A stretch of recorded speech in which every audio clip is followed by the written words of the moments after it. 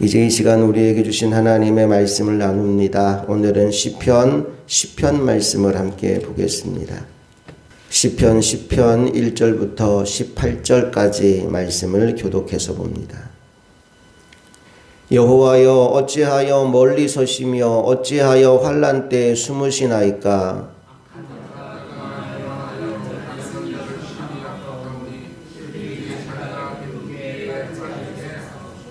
악인은 그의 마음의 욕심을 자랑하며 탐욕을 부리는 자는 여호와를 배반하여 멸시하나이다.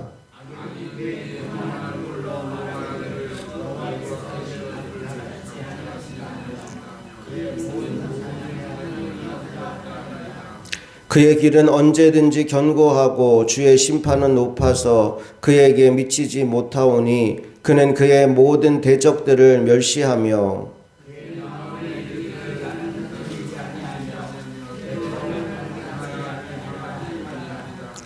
그의 입에는 저주와 거짓과 포악이 충만하며 그의 혀 밑에는 잔해와 죄악이 있나이다.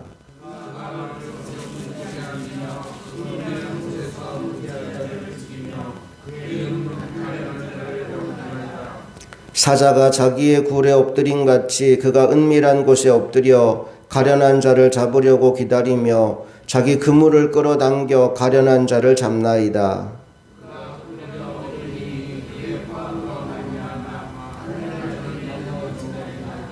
그가 그의 마음에 이르기를 하나님이 잊으셨고 그의 얼굴을 가리셨으니 영원히 보지 아니하시리라 하나이다.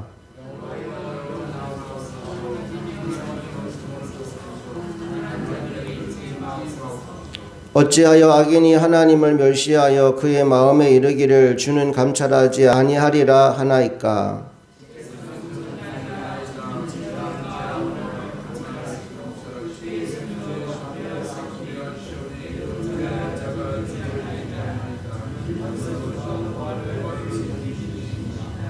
악인의 팔을 꺾으소서. 악한 자의 악을 더 이상 찾아낼 수 없을 때까지 찾으소서.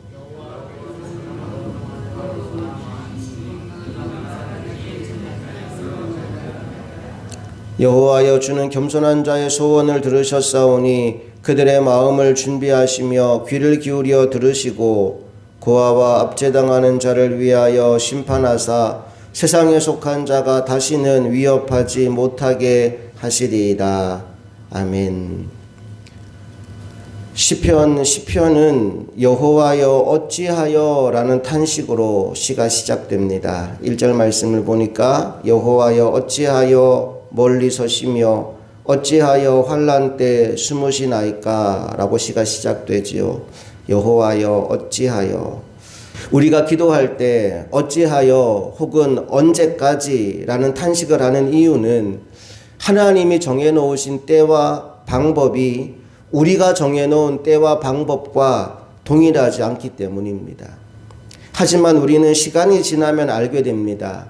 우리의 생각과 하나님의 생각이 다르다는 것.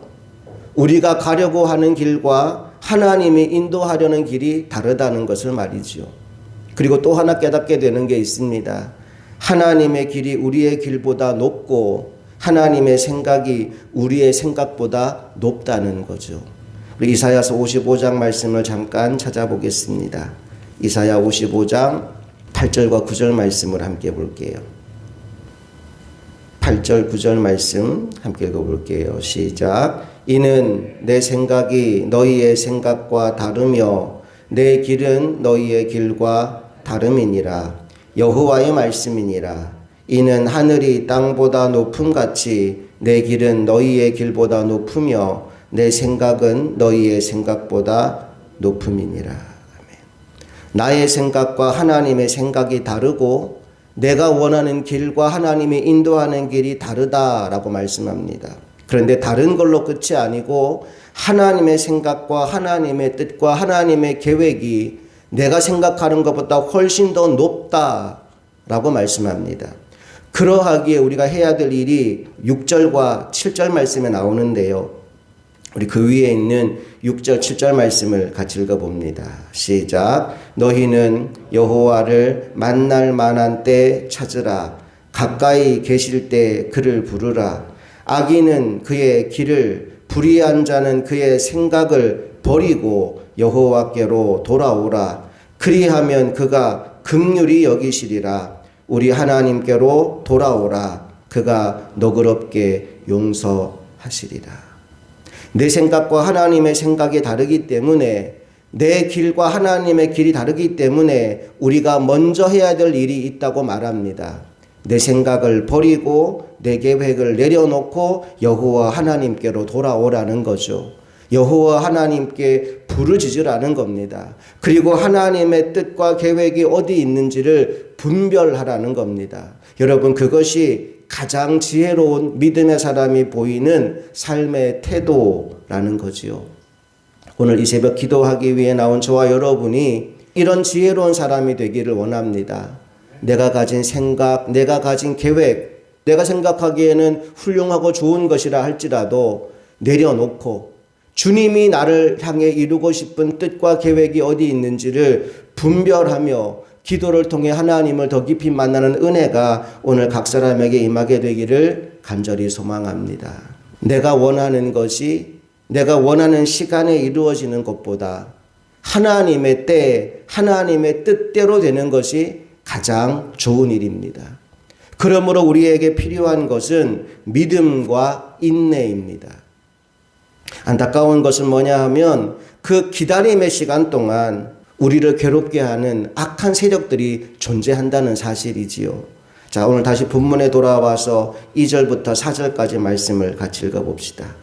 시작. 악한 자가 교만하여 가련한 자를 심히 압박하오니 그들이 자기가 베푼 꾀에 빠지게 하소서. 악인은 그의 마음에 욕심을 자랑하며 탐욕을 부리는 자는 여호와를 배반하여 멸시하나이다.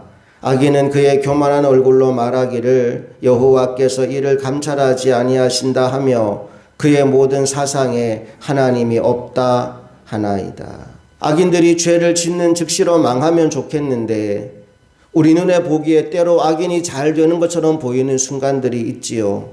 사기치고 거짓말하고 남의 것을 빼앗아 자신의 배를 불리는데 전혀 그들의 인생 가운데 어떤 벌이 주어지지 않는 것을 볼 때가 있습니다. 그런 시간들이 오래 지속되면 그들은 더 당당하게 하나님이 없다라고 주장하며 나는 결코 안 망할 거다 자신만만해 하기도 합니다. 그 태도가 6절 말씀에 등장합니다. 6절 같이 읽어볼까요? 시작. 그의 마음에 이르기를 나는 흔들리지 아니하며 대대로 환난을 당하지 아니하리라 하나이다. 자신만만해 있죠. 11절 말씀도 봅니다. 시작. 그가 그의 마음에 이르기를 하나님이 잊으셨고 그의 얼굴을 가리셨으니 영원히 보지 아니하시리라 하나이다. 그들의 생각은 이렇게 뻗어나가는 거예요. 죄를 짓고 악하게 살았는데도 아무런 벌이 임하지 않고 하는 일마다 잘 되니까 하나님 없어. 나 그냥 평생 이렇게 잘 먹고 잘 살 거야. 나 이렇게 그냥 계속 행복할 거야 라고 주장하는 태도를 보이는 겁니다. 시인은 그 모습을 더 이상 지켜볼 수가 없었습니다. 그래서 하나님을 향하여 이렇게 부르짖게 되지요. 12절 말씀으로 가보겠습니다. 시작. 여호와여 일어나옵소서. 하나님이여 손을 드옵소서. 가난한 자들을 잊지 마옵소서. 그리고는 13절에 다시 한번 어찌하여를 외치죠. 13절 시작. 어찌하여 악인이 하나님을 멸시하여 그의 마음에 이르기를 주는 감찰하지 아니하리라 하나이까.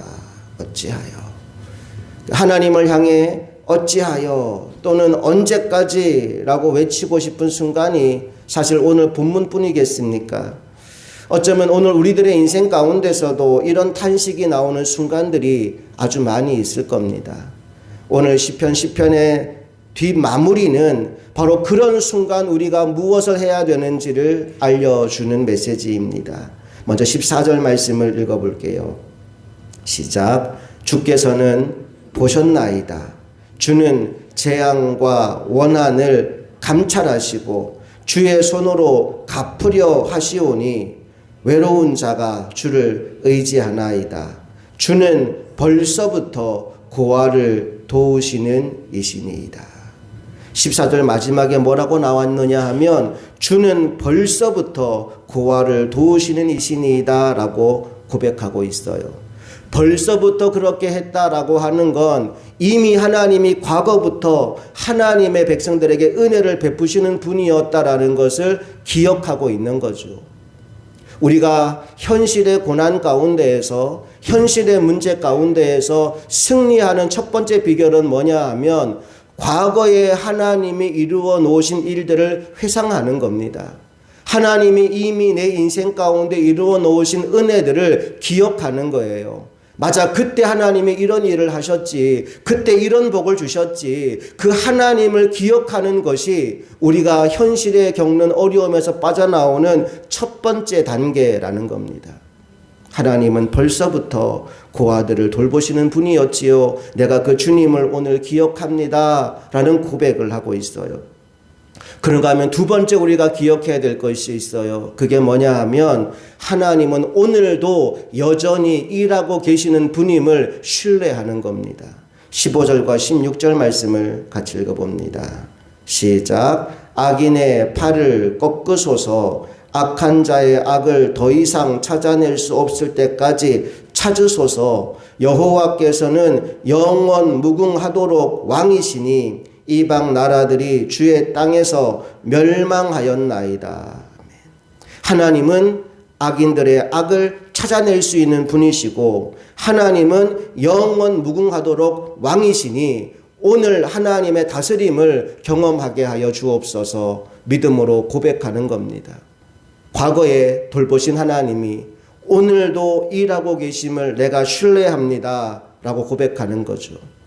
그리고 마지막 세 번째로 할 일이 하나님의 때가 이를 때까지 믿음으로 기다리는 거죠. 17절, 18절 말씀을 함께 읽어볼게요. 시작. 여호와여, 주는 겸손한 자의 소원을 들으셨사오니 그들의 마음을 준비하시며 귀를 기울여 들으시고 고아와 압제당하는 자를 위하여 심판하사 세상에 속한 자가 다시는 위협하지 못하게 하시리이다.